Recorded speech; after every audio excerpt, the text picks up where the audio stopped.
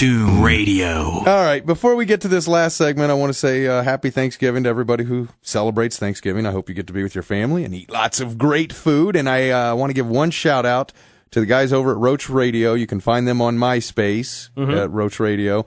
And they sent us a Donovan McNabb parody, which we haven't previewed yet. We got to listen to it, see if it meets Bang Cartoon standards. And if it does, we'll put it on the show next week. And if it doesn't, well, I guess then we'll now just we all know. delete it. Now we all know that Roach Radio sends us crap. No, I shouldn't say that. He's a good guy, man, and you can listen to this show over there on Roach Radio at MySpace. Just go on MySpace and then search out Roach Radio, and I'm sure you will find it. All right, you got anything before we hit this last segment? No, I think that we're about done, other than I do have a whiny email from former show mascot John Tilliard. And as far as we're giving out Thanksgiving wishes, I just do want to say, truly, man, I thank every one of you that listen to this show and watch the cartoons and have always supported everything that we've done and gone around and put links up and everything like that. It means a lot, because, otherwise we wouldn't fucking do it, It's why we do it. It is why we do it. We love you, man. We just love you. All right, so John Tilliard, former show mascot. Remember, he was the show mascot, and then he wrote and whined about, I don't want to be known as a mascot forever. So we let him go, and now we don't have a show mascot. Right. So, since it is Thanksgiving, we could put that out there. We'll probably next year have a contest or something. We could have a contest right now. You write in and you tell us why you should be the show mascot. There you go. That's why. You write in right now and tell me why you should be the show mascot in 100 words or less, and I will pick one by Christmas.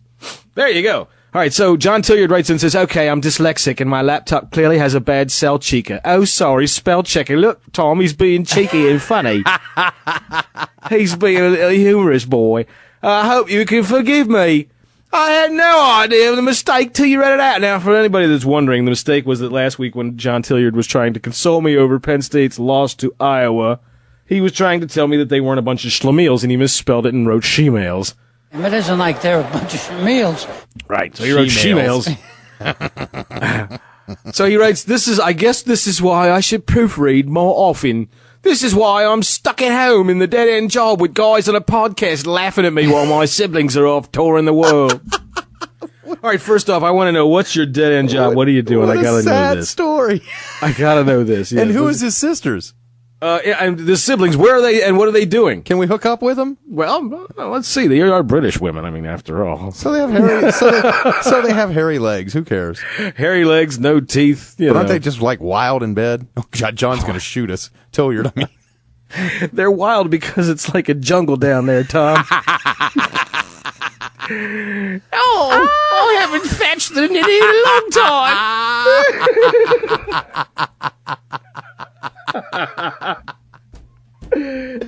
Oh, no. Well, that was fun. Anyway, I think John Tilliard's just a bit more too obsessed about us laughing and calling him all kinds of names because he wrote shemale. I think this is one of those times, Tom, when you have something on your mind and you accidentally write it. You know what I mean? Right. Yeah. All right.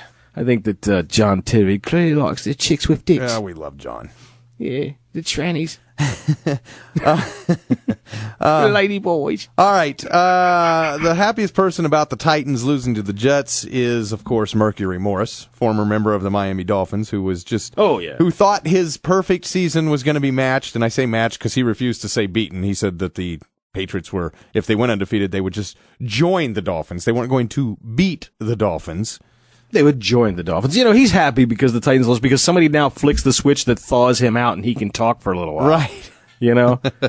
Life has returned. Life has returned. But last year, after the Patriots lost the Super Bowl to the Giants and the perfect season did not happen, he was ecstatic, and he appeared on the Michael Irvin show, of all places. You get these two together, it's just nothing but entertainment. There was actually a pay-per-view on in the fourth quarter of the Super Bowl where you could actually tune in for $49.95 and watch Mercury Morris jerk off. Oh, God. Jesus. Eli Manning escapes and throws that miracle pass, and he's... What?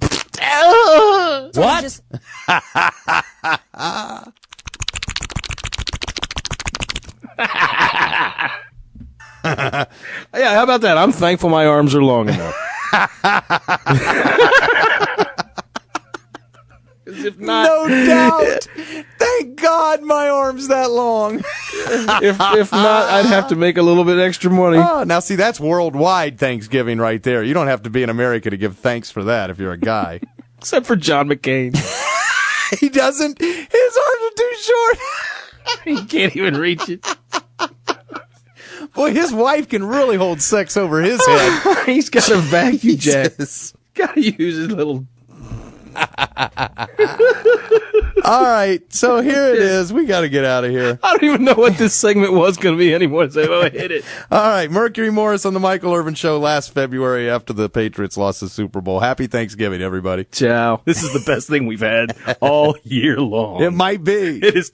This is wonderful. Yeah, they got together and they Connotes. yeah, that's They it was was connoting. connoting. They was doing some serious connoting, Tom. What? Only they knew what they were talking about. Gee willikers. Now you're hearing Mercury Morris because he was the guest on the Michael Irvin Show, and Irvin does his show down in Dallas on ESPN 1033 AM, Right. and which is also the home of Yeah, what's his Saddam name? Galloway. Saddam. That's right. Saddam Galloway. Oh, Randy no. Hussein. Baghdad.com.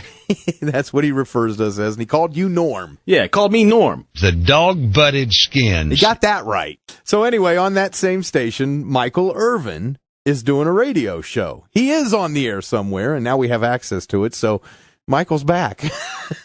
Oh, it's wonderful. So here he is. He's got Mercury Morris on the show with him.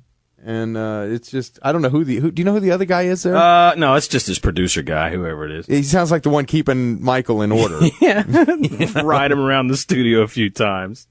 Now, the Michael Irvin Show, only on 103.3 FM ESPN. I'm excited already. All the criticism. I'm excited already. That opening's just too much, man. What do they think? Do they think we all really love that kind of stuff? I mean, I know it's kind of neat, but do they all really think that we all go, wow, here it comes, yeah. We are flat out. No shit. Yeah. You got to have the production. Yeah. Yeah, that's radio. Yeah, it is. We do it on our show. We should have Dick Cavett. And now it's time for the Michael Irvin Show with thoughtful commentary and sports analysis. Here's the playmaker, number 88, Michael Irvin. The last thing I want to do is offend anybody. Please offend us all, Michael. That people throw at the Miami Dolphins for wanting the New England Patriots to lose. Now, see, that's not a producer. That's a sidekick or something. He sounds familiar. That sounded almost like Bob Costas. No, I don't know. It's not Bob. No, it's Costas. not. I don't know who it's it is. deeper, but I mean, it's nobody, famous from the network. you could hear Costas saying that, though, right? Oh yeah. Yeah, I found that to be interesting too. I really did, and that's why I wanted to talk to Merc and bring him on and kind of hear, because I heard a couple people talk about it. I heard Jim Rome the other day talking about the commercial that Merc has. Jum Rome? Merc, are you on the He says Jum Rome. line? You joining us, Merc? I'm on. Merc, I saw Jim Rome. I saw him. He was talking about you guys' commercial. This is Mercury Morris on the Michael Irvin Show, 103.3 FM ESPN. And he was talking about... Look at Mike getting the plug in there. Yeah. Hey, do you think somebody had to hold up a sign, make sure he did it? Yeah, probably. Jum Rome. Joom Rome. Jum Rome. Moon. That spells Rome. I spelled Jim Rome. Population 1. Perfectville. Population 1. And then he turned to it and said, okay, but a bunch of guys each week looking for a team to get their heads beat in. He said, also Classville is a population 0. As if he was, of course he's saying you guys have no class because you celebrate people losing. How do you feel about that? Well, you know what? First place, Jim Rome is no one significant. The moon has no light, Michael. So when you... The moon has MOON spells what? MOON. That spells... What? What? Connotes. Oh, my God. Let me get my pen so I can do some connoting here. I got a feeling we're in for some good stuff. The moon has no light. What the hell does that mean? I mean, I get what he says. Jim Rome's an idiot. Yeah, we all know that. But what? The moon has no light. The moon has no light and the tub is blue. What does that mean, Mercury? The only person who really knows what they're talking about in this conversation is me. Michael Irvin sure doesn't. See Jim Rome, just like a moon. That's the shine from a real star. What?